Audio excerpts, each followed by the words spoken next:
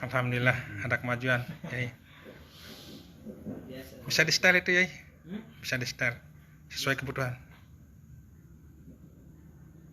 Nah, bagus ya sekarang ini. insyaallah.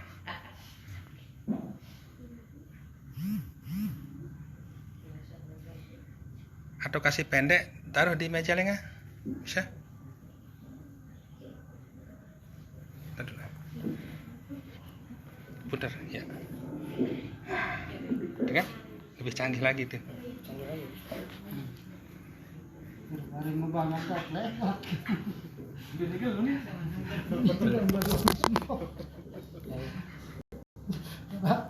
Udah.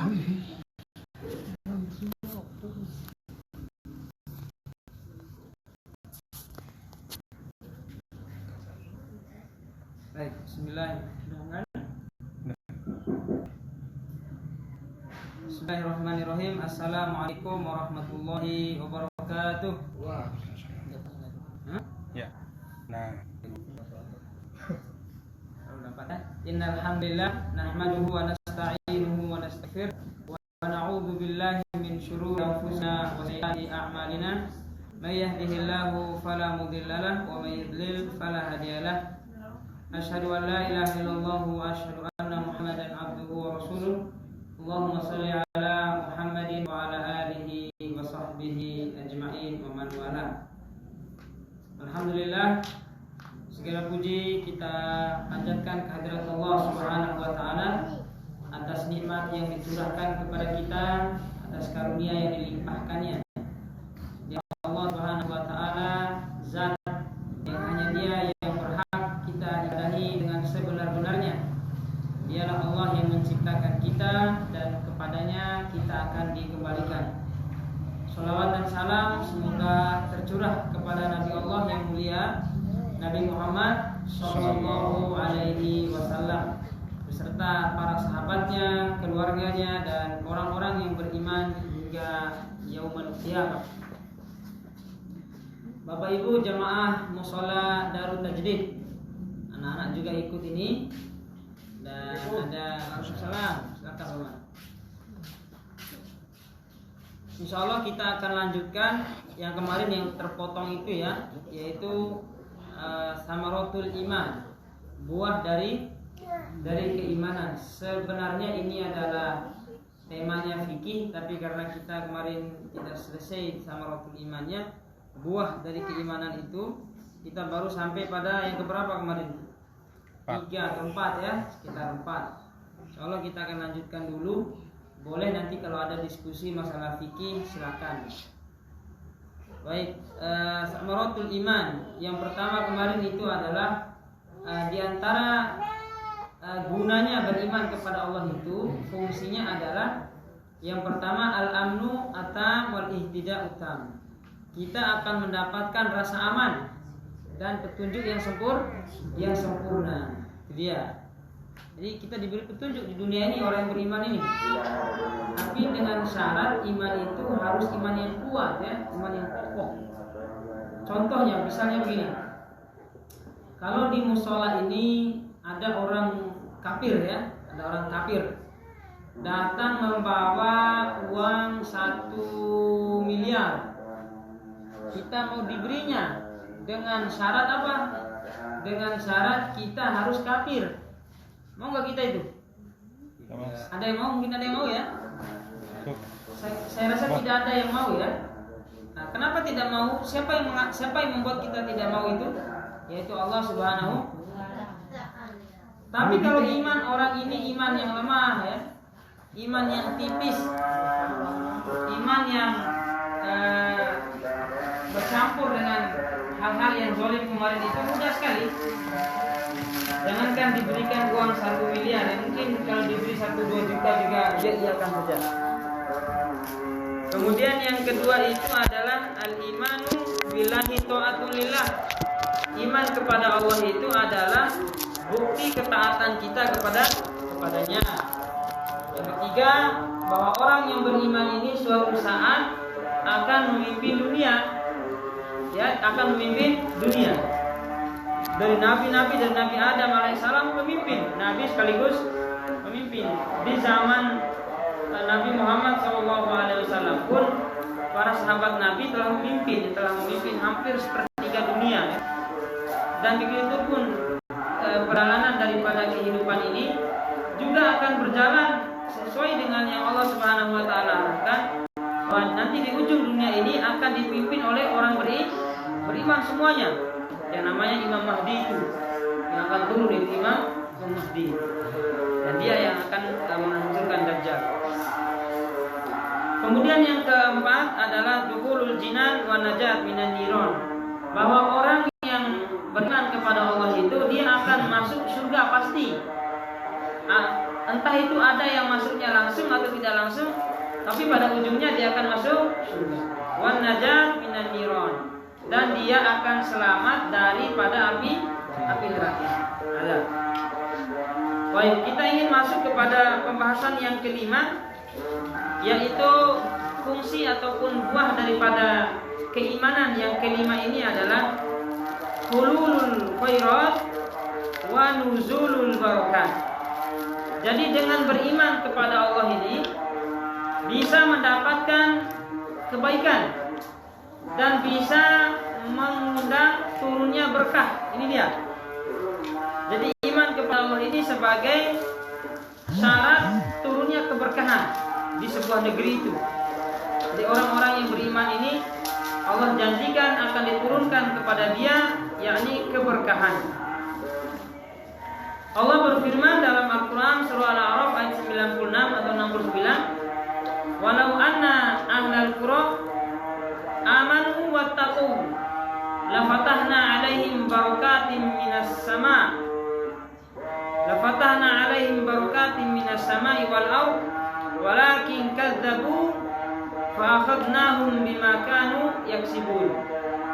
Allah berfirman, walau anna ahlal qura, dan seandainya penduduk sebuah negeri itu, kata Allah, amanu, beriman semua, ya, beriman.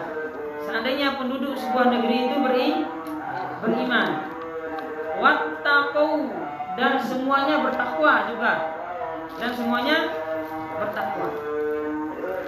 la fatahna alaihim barakatim minas sama, kami pasti akan membuka. Ini dikatakan membuka itu. Kami akan membuka keberkahan dari langit, wal ard, dan juga dari bumi. Walakin kadzabu, akan tetapi mereka itu sebagian besarnya mendustai, mengingkari agama Allah ini. Fa akhadnahum bima kanu yaksibun, lalu kami akan menghukum mereka, kami akan menyiksa mereka dikarenakan ulah yang telah mereka perbuat. Jadi jamaah rahimakumullah, syarat daripada keberkahan itu, dan keberkahan ini maknanya apa? Al-khair al-katsir. Keberkahan ini bukan standarnya banyak, bukan standarnya uang, bukan standarnya materi dia keberkahan itu ternyata, tapi al-khair al-katsir, kebaikan yang sangat banyak. Apa kebaikan ini? Ketaatan. Jadi orang ini bisa taat kepada Allah Subhanahu wa taala. Syaratnya dua. Yang pertama, dia beriman. Dan iman ini adalah gabungan dari tiga hal. Yang pertama apa kemarin? Al-qaulu bil lisan. Mengucapkannya dengan lisan. Cukup saja ini, tidak cukup. Ini baru satu. Maka tidak benar orang mengatakan, "Wah, yang penting kita sudah ngomong. Yang penting kita sudah ngomong, gak akan batal sudah. Pokoknya kita yang penting sudah la ilaha illallah." Lalu dia berpasrah, tidak mau sholat, tidak mau mengaji. Intinya sudah beriman. Di KTP itu sudah ada Islam, ya. Saya Islam ini, buktinya KTP saya. Sayangnya nanti malaikat maut itu atau yang di kuburan itu nggak nanya aina bitoko tukar, nggak nanya mana KTP-mu. Tetapi tanya itu apa? Madinuka, apa agama? Dan iman yang kedua ini adalah at-tasdiqu bil qalbi, membenarkan di dalam. Apakah kita sudah membenarkan ini? Jamaah, apakah kita sudah betul-betul yakin dengan keyakinan yang tidak bercampur dengan keraguan itu. Jangan-jangan saat tidur mungkin renung, benar nggak Islam ini ya? Ada nggak Allah ini? Jangan-jangan nggak ada ini, ya? Jangan-jangan karangan-karangan para tuan guru saja ini, kan dia juga belum lihat. Jangan-jangan kalau kita mati nggak ada Tuhan, dan yang benar itu agama yang lain, misalnya tiba-tiba begitu ya. Jangan sampai ini keraguan-keraguan ini ada dalam diri kita. Kalau masih ragu, belum beriman jadinya ini. Jadi kalau masih ragu, berarti belum beriman. Di dalam hati kita harus kuat, harus jadi terhadap agama itu harus fanatik, bahwa hanya Islam lah yang benar. Tidak boleh justru kita bilang, Islam ini belum tentu benar. Ragu dia ini. Dan keraguan itu tidak disebut beriman. Iman itu adalah at-tasdiq al-jazim, yaitu pembenaran keyakinan yang kokoh dan kuat, tidak bisa digoyahkan dan digeser dengan apapun. Ini dia. Seperti keyakinan para sahabat Nabi ya. Dulu sahabat Nabi, Masya Allah, beriman kepada Allah. Katakanlah Bilal, misalnya Bilal bin Rabah ya. Bilal bin Rabah ini orang rendahan dulu, budak ya. Dia budak, punya harga diri budak dulu itu. Tapi begitu masuk dalam dirinya, dia begitu kuat. Disiksa ya, disimpan di bawah terik matahari, kemudian di padang pasir lagi, panas sekali, nggak pakai baju lagi ya, kemudian ditindih lagi pakai batu besar di atasnya, sambil dicambuk lagi, dikasih garam lagi di lukanya. Masya Allah, perih. Mungkin kita sudah menyerah gitu ya. Bagaimana coba? Ada di matahari yang telah orang disimpan di padang pasir yang udah panas, matahari menyengat, tidak pakai baju, dicambuk lagi, tabur pasir di daging-dagingnya.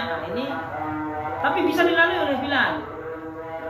Padahal orang mengenal Bilal ini orang remeh, orang dia lembek dia.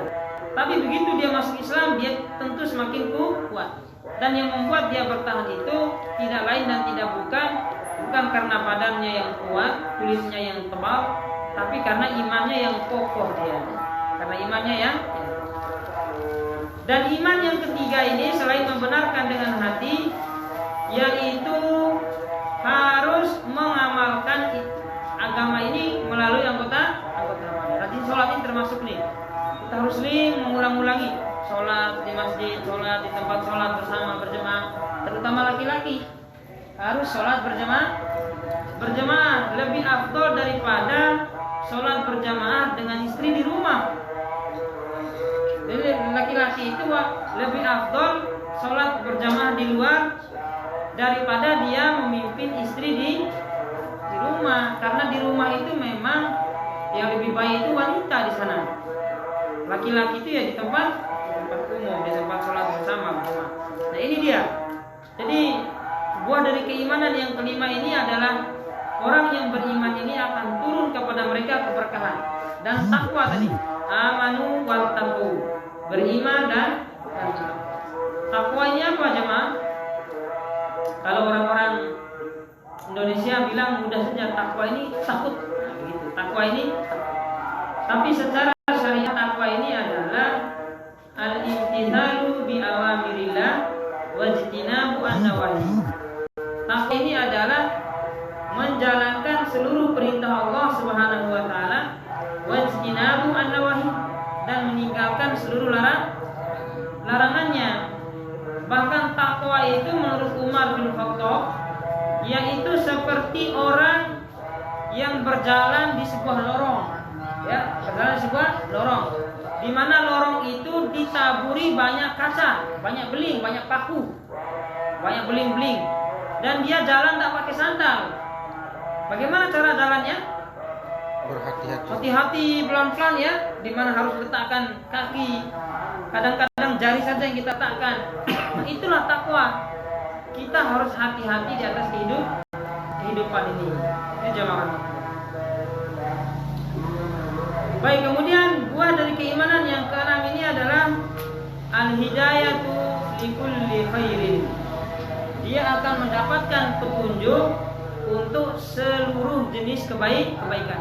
Bahwa orang yang beriman ini dia memang selalu tertarik dengan kebaikan apapun dia. Pokoknya namanya baik itu tertarik dia. Entah apa judulnya, entah gotong royong, entah sedekah, entah mengaji, entah kajian, ya.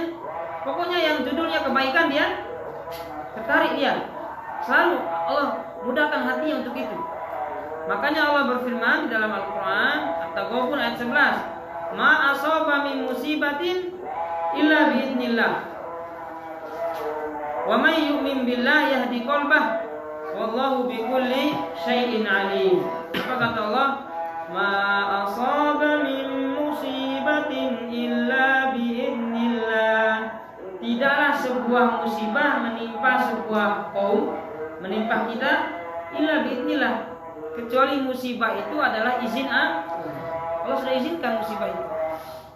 Oleh karenanya Allah berfirman dalam ayat yang lain, walanabluwannakum bisyai'in minal khawf. Kami uji manusia dengan rasa takut, kurang harta, panen dan seterusnya.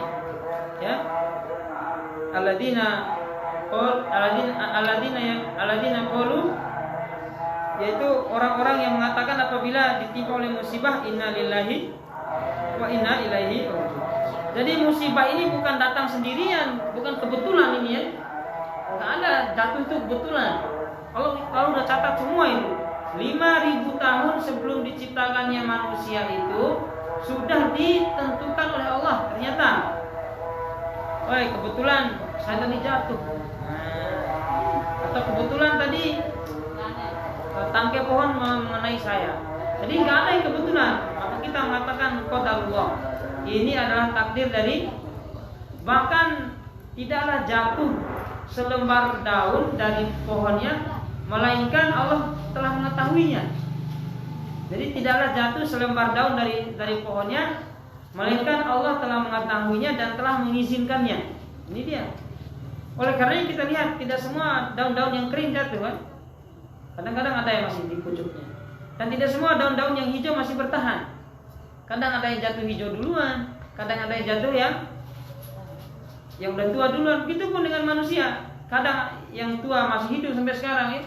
Kadang yang muda juga lebih dulu. Ada juga sebaliknya, yang tua lebih dulu, muda belakangan. Tidak tentu. Kenapa? Karena Allah Subhanahu wa taala mengizinkannya. Ini takdir dari Allah Subhanahu wa taala.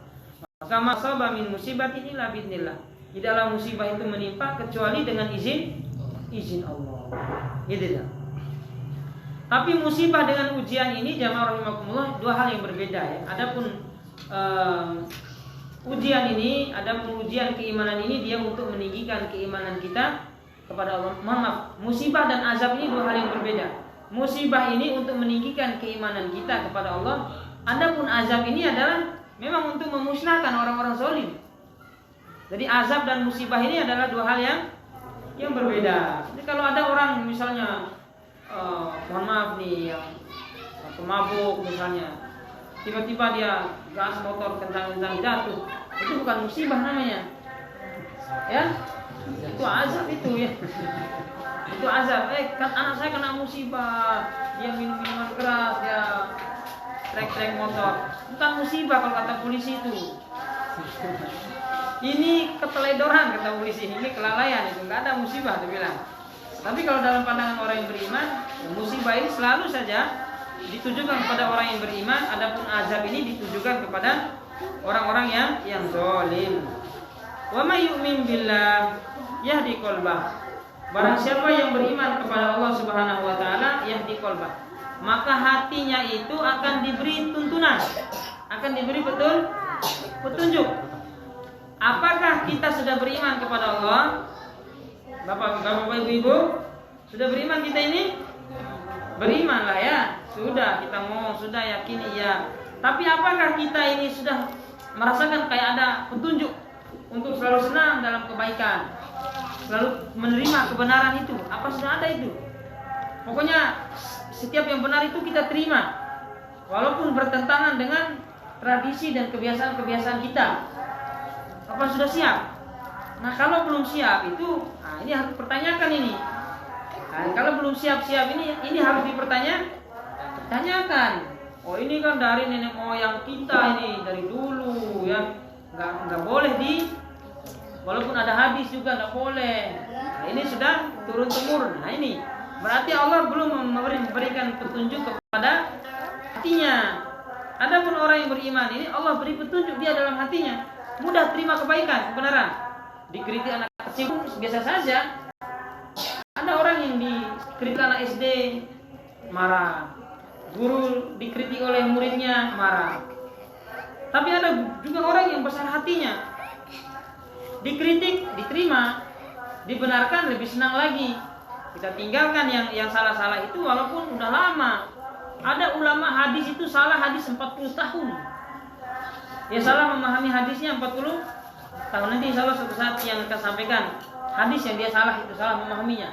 Selama 40 tahun coba salah memahaminya.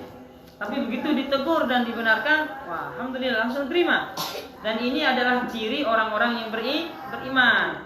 Apabila dinasehati tentang kebaikan dan kebenaran, dia terima dengan mudah nasihat itu. Tidak mengedepankan fanatik, tidak mengedepankan egoisme. Ya, di qalbah. Kemudian Allah berfirman, wallahu bikulli syai'in alim. Dan Allah Subhanahu wa taala Maha mengetahui segala sesuatu. Jadi tidak ada yang Allah nggak tahu semuanya. Jadi semua itu Allah tahu. Jadi Allah mengetahui 3 fase sekaligus. Allah mengetahui yang telah berlalu, Allah mengetahui yang sedang terjadi, dan Allah mengetahui yang akan terjadi. Jadi semuanya Allah tahu. Dan itu tidak kita ketahui. Apa yang akan kita lakukan setelah sholat isya? Tahu nggak kita? Belum tentu ya. Walaupun kita punya rencana sekarang. Nanti setelah isya saya mau berkunjung ke rumah teman. Belum tentu kalau hujan bagaimana? Akhirnya berbelok lagi arahan kita ya. Ente setelah lulus dari SD mau kemana? Oh saya mau mondok di Jawa. Nanti kalau ada masalah apa?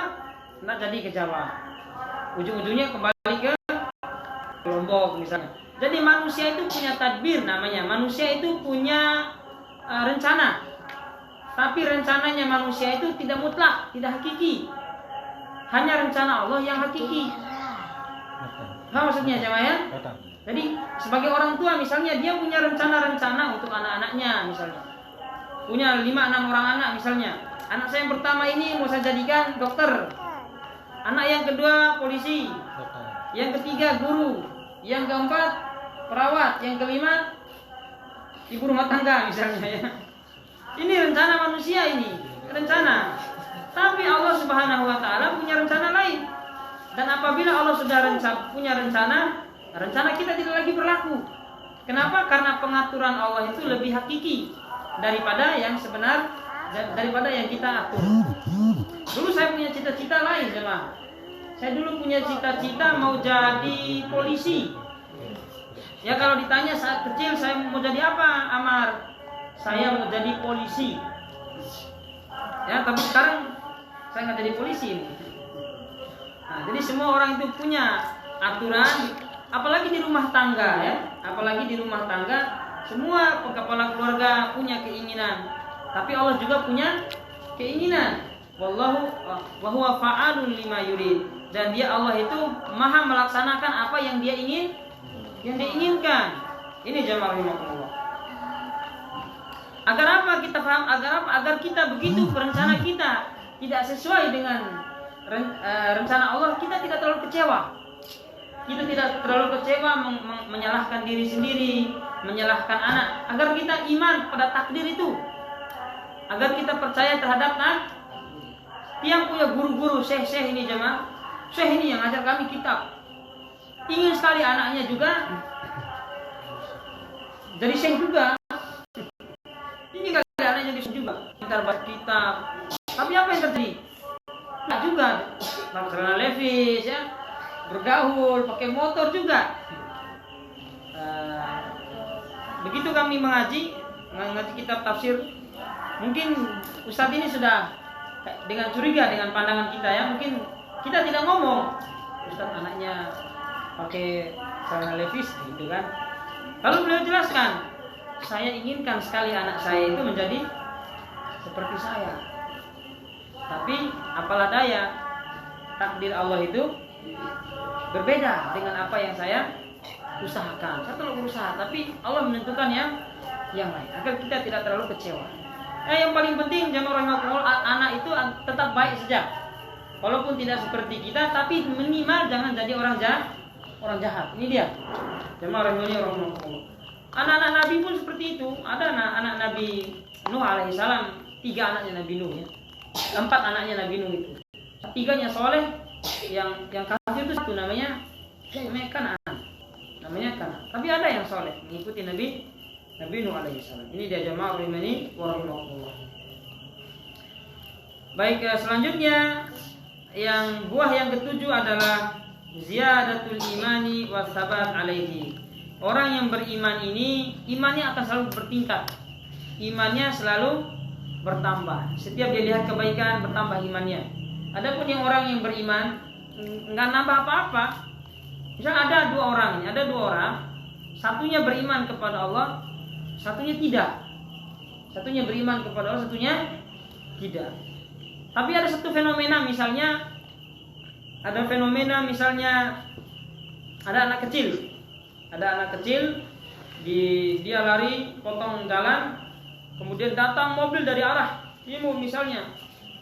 Ya, qadarullah anak ini jatuh misalnya di tengah jalan, lalu mobil lewat, tidak melindasnya, jatuh di bawah kolongnya. Nah, fenomena ini bisa ditangkap berbeda. Adapun orang yang tidak beriman tadi mengatakan ini keajaiban. Ini luar biasa ini ajib ini keajaiban. Atau dia akan bilang, oh, pintar sekali sopirnya. Nah, minimal dia bilang seperti itu. Adapun orang yang beriman, peristiwa itu dia akan menjadikan momentum untuk meninggikan keimanannya. Dia akan mengatakan apa? Masya Allah, alhamdulillah Allah melindungi. Ini dia momentum orang yang beriman dan orang yang tidak beriman itu ketika melihat sebuah fenomena itu berbeda. Maka ziyadatul iman fal mu'minun yataqallabuna min ni'matin ila ni'matin. Orang yang beriman itu selalu tertarik dari satu kebaikan menuju kebaikan yang lain. Selalu tertarik dia, kayak kita baru sholat maghrib ya, lagi sholat ba'diyah kita tertarik lagi. Setelah itu lagi kita ikut pengajian ya. Setelah ikut pengajian lagi kita sholat isya, menunggu lagi sholat subuh. Jadi orang yang beriman itu selalu dia tertarik antara satu kebaikan dengan kebaikan yang lain. Ini orang yang imannya betul-betul menyerap di dalam hatinya. Wa a'dhamu ni'matin yajidunaha minal imani billahi wa an yuthabbitahumullahu 'alal haqq.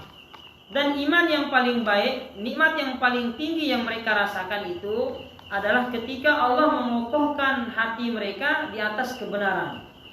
Jadi nikmat mempertahankan kebenaran itu luar biasa, Bapak.